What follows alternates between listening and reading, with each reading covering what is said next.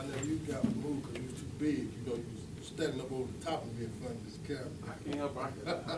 I'm the pretty one out of the family. Oh, man.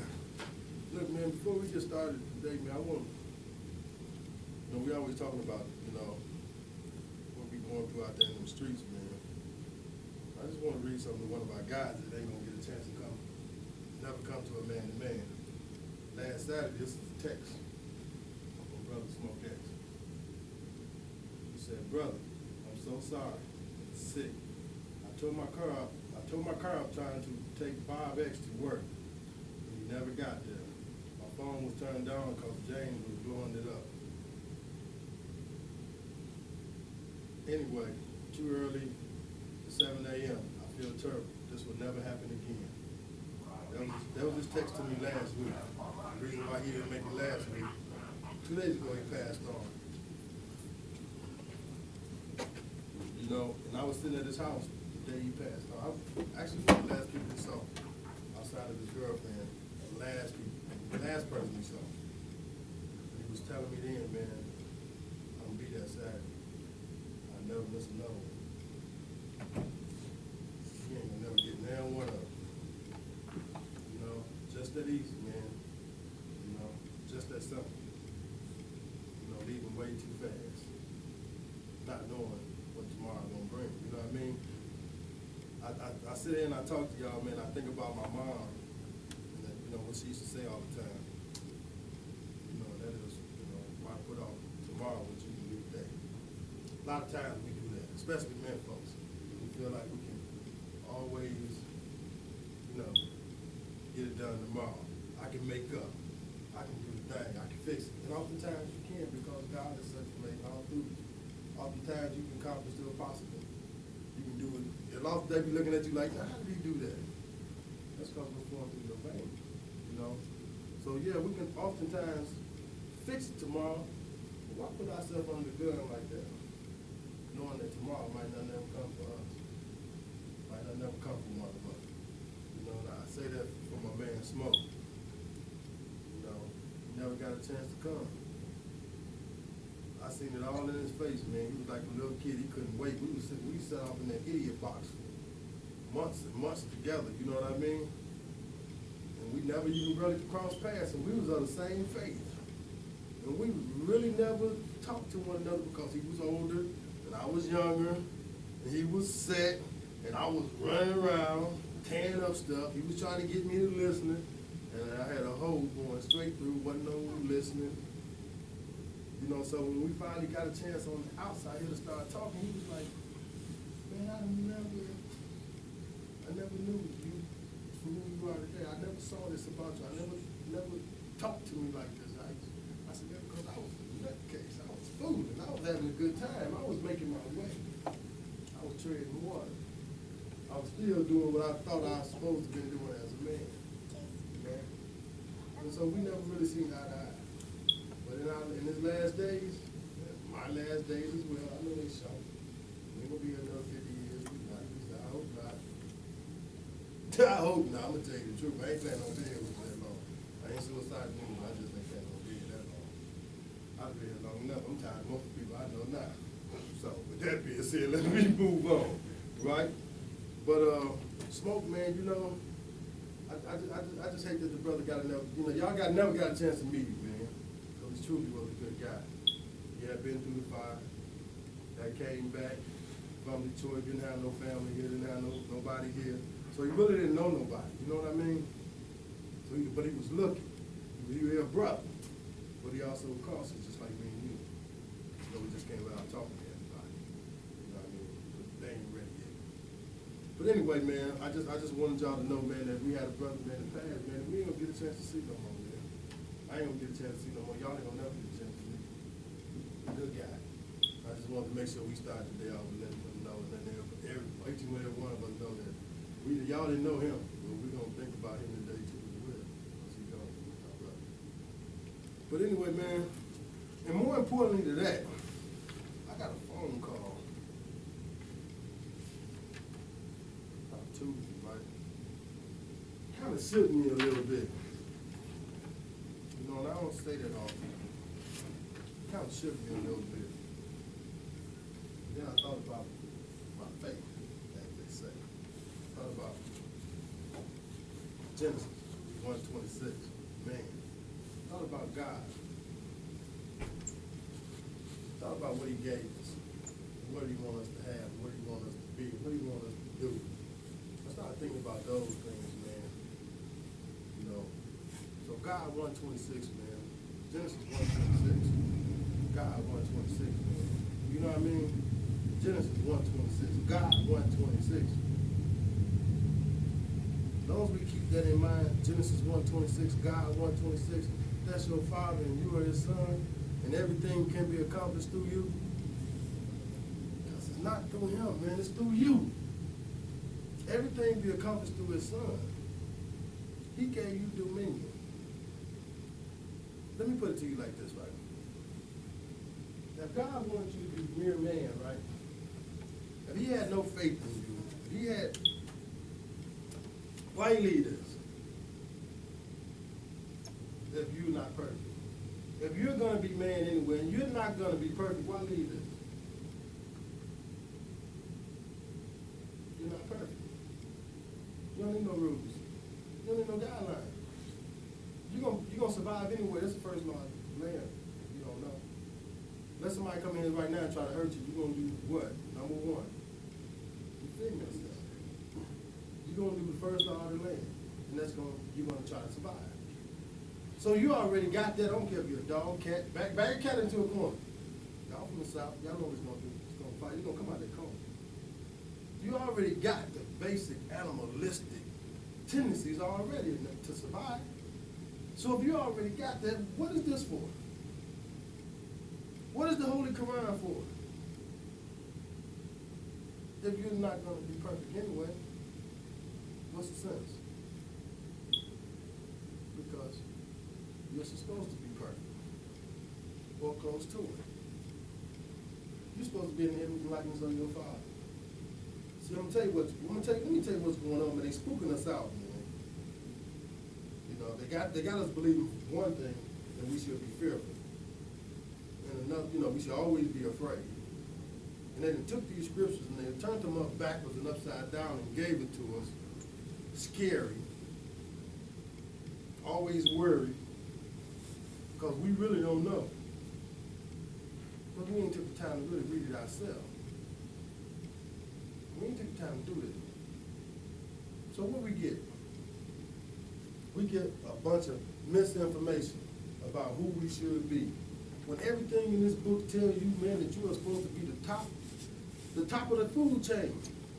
Everything in this book tells me you are supposed to be the man. Everything in this book tells me you are my Father's son. Everything in this book. So why we acting less than what's in the book? Because they made us think that this book is not for us. This book won't work against you unless you run around here bowing your head and talking about Father, please, Father, Dad, Mama. That's not the message of this book, man. In fact, we're gonna read a couple things, man, about this book, man. Again, about man, about your Father, about who you are, your bloodline. We're gonna keep going in here. We're gonna keep picking stuff out. And at one time, for you, or anybody you go to, I don't care if it's a preacher, minister, pastor, they're never going to be able to tell you out of this book with a straight face that God said, let me talk to woman. Or God said, woman, this is what I want you to do. Or God said, woman, I need you to go over here. God said, he never said, you're not going to talk. He never said one time, child, this is what I need you to do. It was always man. And he left this book because he wanted you to be better than what they're telling you that you're only supposed to be right now. He left you this book to ensure that you be like him. That is the only reason why this book is here, man. Why would he leave, man, why would I leave you a will again, man? Why would I leave a will after I'm gone if it's not for you to do what I say do in the will? You understand what I'm saying? This book here was for you to be like him. You can be like one or two things, as far as I'm concerned. You can be like him, or you can be like Satan. It ain't but one or two. So you want to walk around here and say that I'm like God, or I'm in the image of God, or God is my Father. Or you can go around here and say I'm like Satan, in the image of Satan, or Satan is my Father. I mean, you can't have it both ways. You know, we can flip-flop like that, and we call them cowards, snitches, and people that's, you know, moving around, fit in, because they really ain't got nothing to stand on. You feel me? They go get the shiny stuff, you know, so they talk them up instead of talking them down. Because really what they got going on ain't nothing. Y'all done seen them around. We know some of them. I got some of them right now I call my friend. Can't wait to shake them. I'm working on shaking them. Oh yeah, man, I'm working on shaking them. I remember it was a time, man, when I used to, you know, I'm getting off course, but I remember it was a time, man, where I used to, couldn't wait to get home to my family, you know, when I was in that box. Now that I've been out here for 10 years, man, listen, man, I could care less if I see half of them, because I know who they working for. I know what they're doing. What did Jesus say?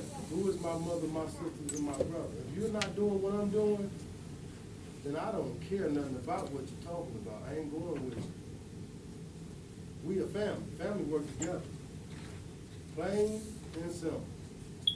We family. Family works together. So I'm finding myself now, not only I'm shaking things that I'd like to do and probably shouldn't be doing, I'm shaking family members right now. I'm so serious when I tell you I'm shaking family members, man, because really, my family is who's doing the will of God. My family is not my blood, my sisters and my brothers. My family is the one doing the will of God, so said Jesus. And we're not doing what we're supposed to be doing, then we can't be family, man. We can't even be friends. I'm gonna be honest with you. We can't hang out together, we can't ride together. So some stuff I'm starting to get rid of right now. Last week, this pastor of the church asked me, Rick, it feel good to be in here, though. He kind of hit me with a left jab real fast because I wasn't expecting it, right? And when he walked off, I was thinking to myself, I said, yeah, just to get him away from me, to be honest with you. But when he walked off, I thought about my life since I've been here. And man, you know, it feels good, man. It truly feels good to be here. You know what I mean? Because I ain't ducking nothing. I ain't running from nothing. Ain't nobody looking for it. I'm looking for a couple people myself. But ain't nobody looking for me. You know? And that's a whole different animal. That's a whole different feeling. That's the feeling that your father intended for you to have.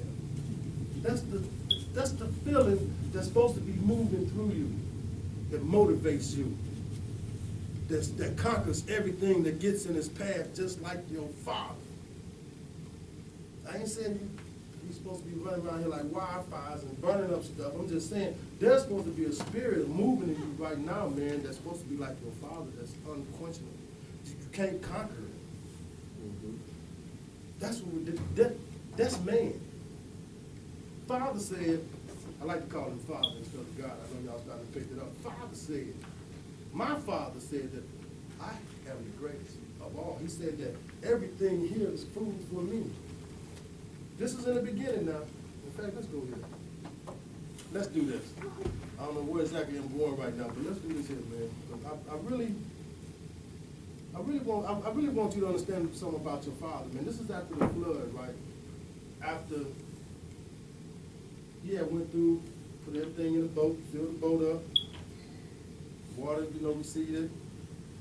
Land started to get dry again.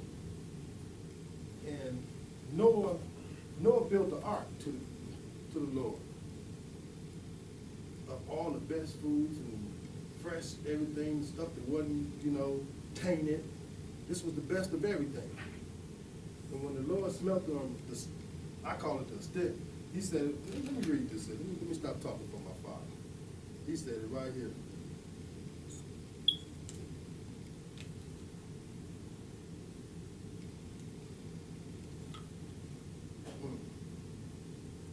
Okay, listen to this here, man. In fact, let's start over here. And God remembered Noah and every living thing and all the cattle that was in him in the ark. God made a wind pass over the earth, and the waters awes.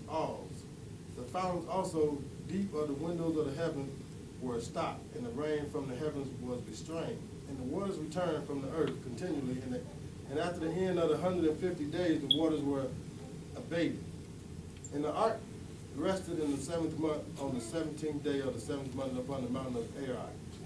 And the waters deceased continually until the 10th month, and the 10th month on the first day of the month, where the tops of the mountain was seen. And it came to pass, at the end of 40 days, the Lord opened the window of the ark which he had made, and sent from the raven which went forth and fro until the waters were dried up off the earth. Also he sent forth a dove from him to see if the waters were abated from the face of the earth and the ground. I went too far, y'all, but let me get right here down to 20. And Noah built an altar unto the Lord, and took every clean beast of every clean fowl, and offered the burnt offerings on the altar. And the Lord smelled a sweet savour, and the Lord said in his heart, listen to this, man, I will not again curse the ground anymore for man's sake. Listen, man. Let me stop right here for a second. I will not again curse the ground anymore for man's sake. Now listen to this, right? I'm not going to say God made a mistake. I'm not going to say he changed his mind and did it all for whatever reason. This is what happened. Okay? Obviously, he felt like, wait a minute, I'm going to redo this because, in fact, I can go back a little bit more and I can show you what he was talking about. It's because we was all messing up. We wasn't doing what he told us to do, so he scrapped it and started over. We've been through this here. But the thing is this here, right? He think that he scrapped this here and started over because we wasn't doing right. I'm going to show you how we make mistakes. Even my father say, look, I'm going to start over. Not because what I see ain't good, but because what you're doing ain't right. But I'm going to start over. And he started over. And when everything started to dry up, and Noah went out there and cooked the best food for him, and he smelt that, he said, man, never again. What did he say? Never again would I cause, listen to this, man. He said, never again. I would not again curse the ground anymore for man's sake. For the imagination of man's heart is evil from his youth. Neither will I again smite any more every living thing as I have done. Listen, man, the covenant is over us. He ain't gonna kill us no more. You feel me? He ain't gonna curse us no more. This is on us now. There's nothing that nobody can say or do. You have all the protection if you're doing his will. If you're doing his work, there's nothing nobody, I don't care if they don't understand. There's nothing nobody can say to stand before you because it's been ordained. Like my pastor always say, it's been ordained, it's been preordained. Ain't nothing nobody can say, ain't nothing nobody can do. We have the power to do it all, so said our Father again. I agree. Man don't know. Man ain't perfect. I agree with that. Because we've been led astray. Not because we have followed the instructions of being perfect. Not because we are in here every Sunday getting what we need. Not because we are studying this Monday, Tuesday, Wednesday, Thursday, and Friday. We are not perfect because we are not doing what he told us to do. And oftentimes what he told us to do ain't what he told us to do because they're telling it to us wrong and backwards, man. This is about you. It's not about Father. He never once said it was about him. I can go in here and show you countless times when he said it was about you, when he said it was about his son, when he said it was about his children. He never once said it was about the woman, your woman. He never once said, woman, this is what I want you to do. He never once said again, child, this is what I want you to do. It was always man. This is what I want you to do. This is what I need you to do. I need you to take that message to your woman. Because guess what will happen if I go telling your woman everything I need her to do? Now I'm going to have to put some Stacey Adams on and start popping my feet.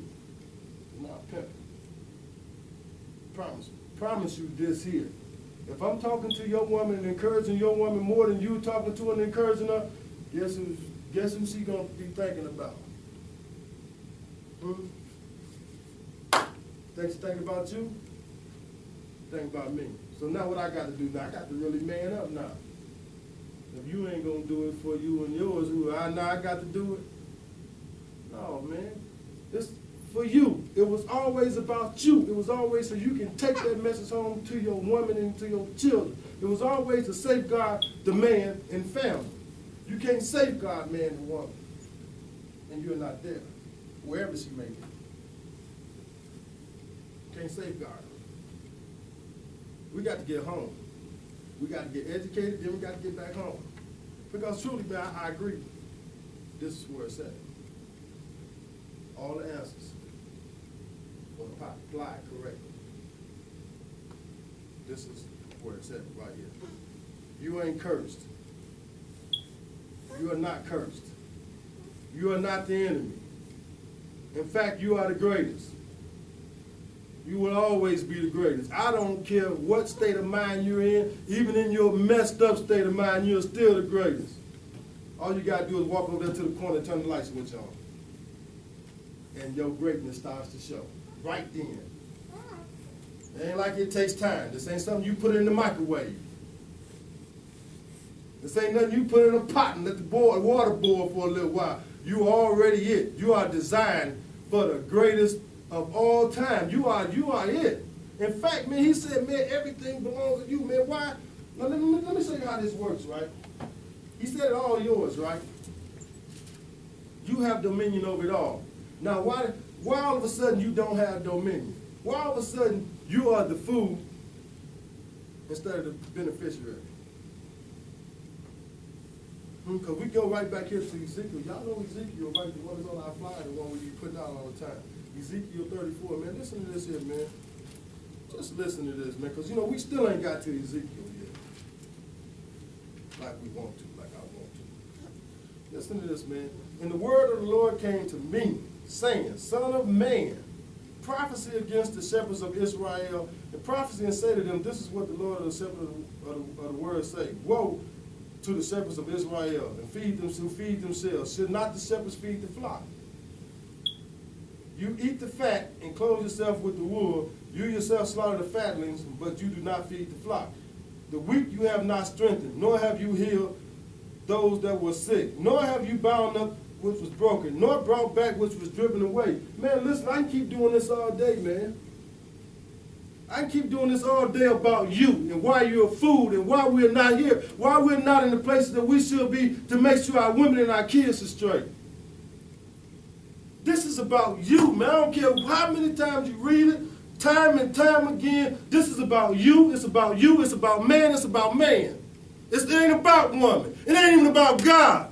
This is about you, because the only way God's still alive is through you. The only way Jesus is still alive is through you. Nothing lives unless it's through you. Unless it's through man. Unless it's through man. God cannot sustain himself. We have to keep him alive. And the way he keeps him alive is through the bloodline. My father is who my father was. My father is really your father. We all have the same father. The same father. So we should be doing the same thing. And that's what he just said. Bound up, bring back, help the sick. Jesus go on down in Matthew and say, give me some water, the shirt off your back, the shoes off your feet if need be, man. We family. They keep saying the same thing. We family. We got to start thinking like family instead of like men. We got to start thinking like what our Father told us to think like, instead of what man had told you to think like. It's right here. I'm not making this up. This is all about you. It's been about you. It ain't going to never not be about you unless you make it not about you. Listen to me, man. We got a long way to go. Because 50 years, man, we've been following the doctrine of running away from a doctrine, sidestepping, not wanting to deal with whatever the situation is and the reason to why we're not here, man. We got to deal with that, man, because it's 50 years worth of scuff, mess that's on us, the reason why we're not here. The most important part of God's plan the most important part of God's plan was man, and you're not here. We wonder why our children is leaving prematurely. We wonder why our brothers and ourselves are sitting off in them prison walls. We wonder why it seems like we have no answer. Because look, we ain't studying this. This is not an evil tool. This is to work for you and not against you. I know what they done taught us, man. I know what they done taught us. But this is our best friend right here.